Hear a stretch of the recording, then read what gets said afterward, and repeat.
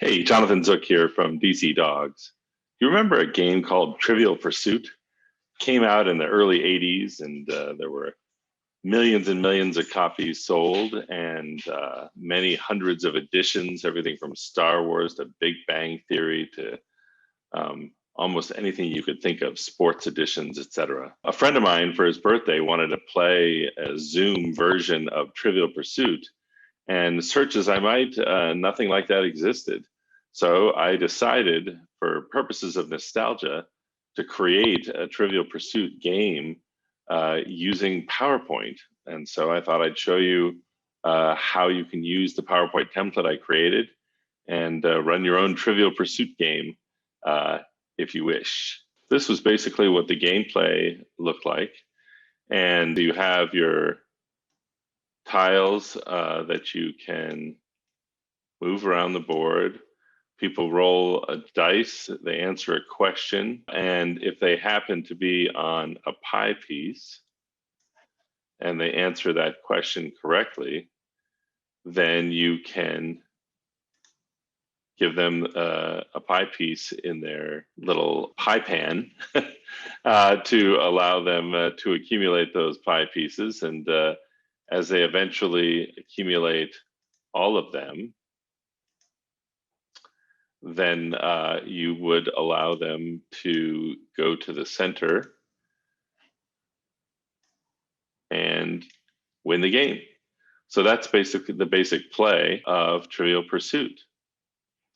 So what I'm doing in order to manage the game in PowerPoint is I'm actually using PowerPoint in authoring mode rather than in slideshow mode.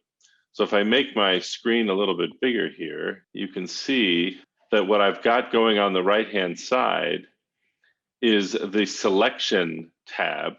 Here in the select menu, you can see that I can turn on the selection pane that then looks like this. And so what you see is I have all of the different players here.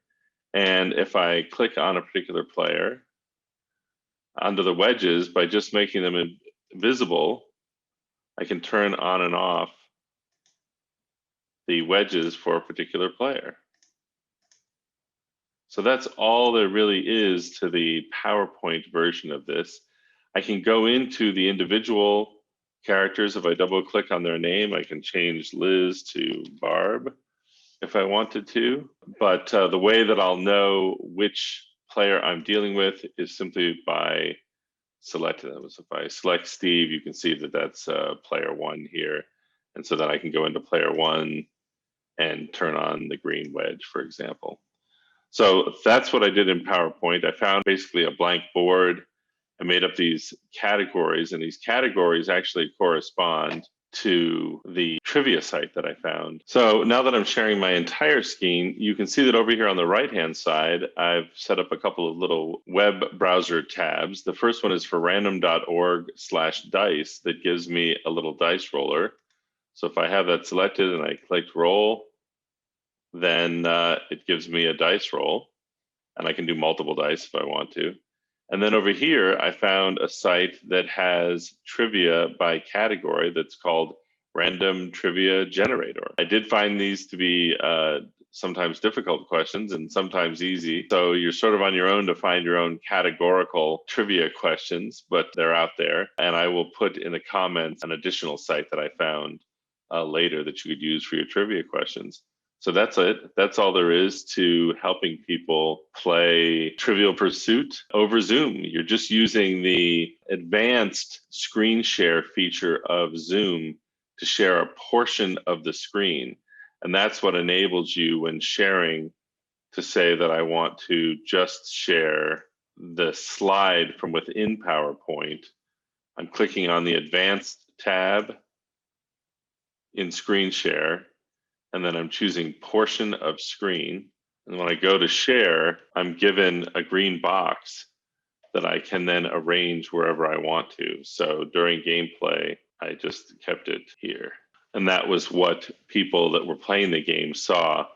And everything else that I was doing in the selection pane, the dice rolling, the trivia card exploration, et cetera, was all outside of the screen share, so nobody saw it.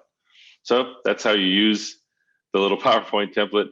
I hope you're able to put together I don't know what's relevant now, a Twilight version, an Airbender trivia version, but do enjoy. Bye.